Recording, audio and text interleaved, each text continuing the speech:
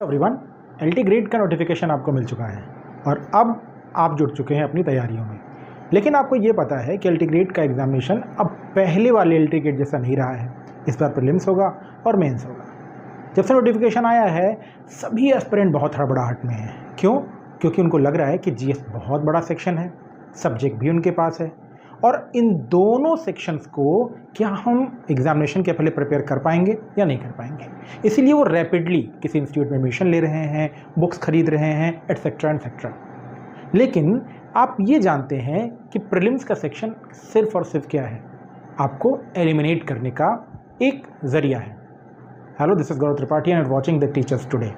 आज के इस वीडियो में हम बात करेंगे कैसे जो सिलेबस आपका जीएस का है उसको छोटा बनाया जाए। क्यों? क्योंकि जब आपके जहन में जीएस आता है तो क्या याद आता है? History, geography, polity, economy, science, current affairs, ecology, environment, etcetera etcetera. लेकिन यहाँ तो मैथ्स भी है। अब ऐसे में ये सिलेबस आपके लिए बहुत लेंदी हो जाता है। लेकिन आज के इस वीडियो में हम बात करेंगे कि कैसे जीएस के सिलेबस को छोटा बनाया जाए और छोटा बना के उन पॉइंट्स को स्टडी करें, उस स्ट्रेटजी से स्टडी करें जिससे आप प्रीलिम्स क्वालिफाई कर जाएं। क्योंकि असली मेहनत सिलेक्शन का बेस मेंस है। प्रीलिम्स के सिलेबस में क्या क्या है? History, geography, polity, economy, science, इसके अलावा मैथ्स, करंट अफेयर्स, एग्रीकल्चर और नीचे एक लाइनों में लिखा हुआ है यूपी स्पेशल।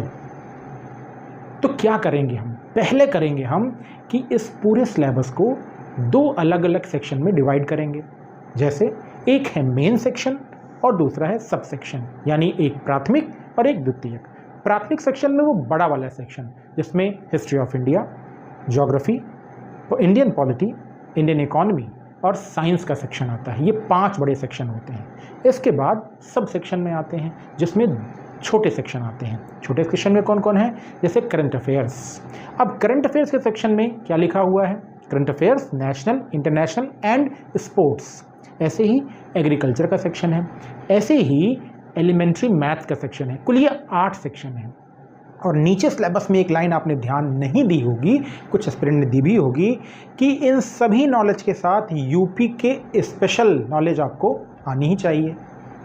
तो पहले आप अपने सिलेबस को ऐसे 2 पार्ट में डिवाइड कर लें। अब 2 पार्ट में डिवाइड करने के बाद क्या करना है? पूरे सिलेबस को ध्यान से देखेंगे। जब पूरे सिलेबस को हम ध्यान से देखेंगे तो हिस्ट्री के सेक्शन में लिखा है सोशियो इकोनॉमिक, यानी सामाजिक, आर्थिक और राजनीतिक इतिहास। इसके अलावा दूसरे सेक्शन में लिखा हुआ है भारतीय राष्ट्रीय आंदोलन, यानी स्वतंत्रता का जो आंदोलन है और उसमें जो राष्ट्रवाद है वो महत्वपूर्ण है।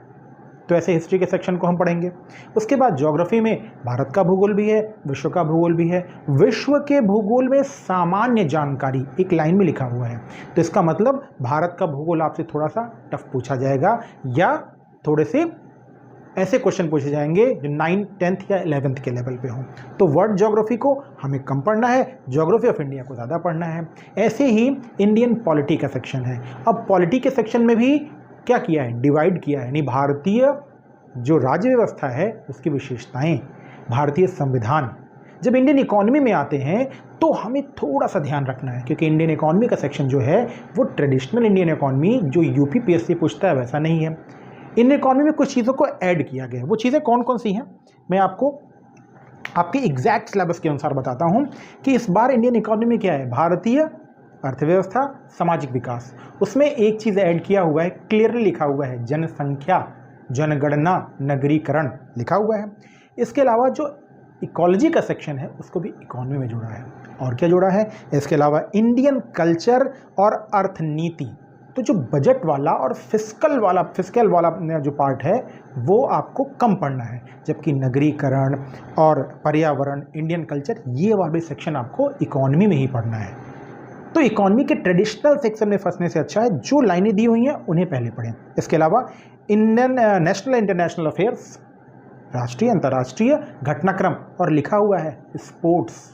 तो पहले स्पोर्ट्स जरूर पढ़ें, क्योंकि स्पोर्ट्स लिखा है तो एक क्वेश्चन वो स्पोर्ट्स से पूछेगा। कुल 30 ही क्वेश्चन पूछने हैं। 30 में से नेगेटिव मार्किंग है तो 8 तो आप अलग कर दीजिए, आपको केवल 22 में ही अच्छा परफॉर्म करना है। और अगर 15, 16, 17 करके आते हैं तो बहुत शानदार है, 15 प्लस स्कोर हमेशा अच्छा रहेगा। तो ज़्यादा पढ़ने से अच्छा है जो सिलेबस में लिखा हुआ वो ज़रूर पढ़ें। तो फिर एग्रीकल्चर, अब भारतीय कृषि लिखा हुआ है तो इसका मतलब कृषि से क्वेश्चन ज़रूर आएंगे। ज़्यादातर लोग कृषि को इग्नोर कर देंगे, लेकिन आपको नहीं करना है। होगा क्या? भारतीय कृषि। अब कृषि में है उत्पादन, विपणन और भारत में।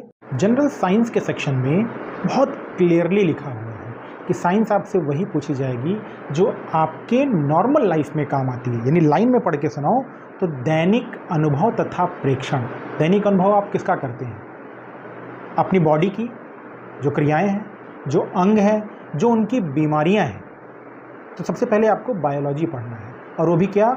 जो ह्यूमन फिजियोलॉजी है, यानी मानव के शरीर में होने वाली जो बीमारियां हैं, जो रोग हैं और उनका जो निवारण है। इसके अलावा आपको साइंस में वो पॉइंट पढ़ने हैं जिसका रोल इंडिया के डेवलपमेंट में हो।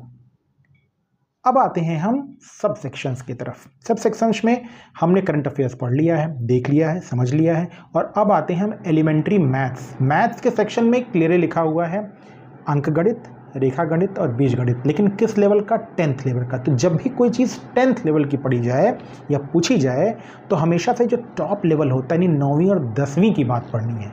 ऐसा नहीं कि सिर्फ आप 8वीं पढ़ लिए, 7वीं पढ़ लिए, 10वीं तक का है तो 9वीं और 10वीं वो सबसे एप्रोप्रिएट, सबसे शानदार पॉइंट होता है जहां आपको पढ़ाई करनी है। इसके अलावा यूपी स्पेशल, याद रखिए अगर लिखा हुआ है यूपी स्पेशल तो 2-3 क्वेश्चन आपसे ज़रूर पूछे जाएंगे, और यूपी पढ़ के जाना आपके लिए बहुत इंपॉर्टेंट है। तो अभी तक जो जीएस आपको बड़ा लग रहा था, अब इस डिवीज़न के बाद आपको जीएस छोटा लगने लगेगा। अगली वीडियो में हम यूनिट वाइज, जैसे हिस्ट्री अलग से, ज्योग्राफी अलग से, पॉलिटी अलग से, इकोनॉमी अलग से, करंट अफेयर्स, सबके बारे में एक एक वीडियो बनाएंगे। एक वीडियो मैं बना के आपको दूंगा और आपको उस पूरे बड़े सिलेबस से वो पॉइंट मिल जाएंगे जो पढ़ने हैं, और वो पॉइंट पता लग जाएंगे जो नहीं पढ़ने हैं। आज की इस वीडियो में इतना ही। आज हमने इस सिलेबस डिस्कशन की जो श्रृंखला है उसका पहला वीडियो आपको प्रोवाइड किया है। Good bye.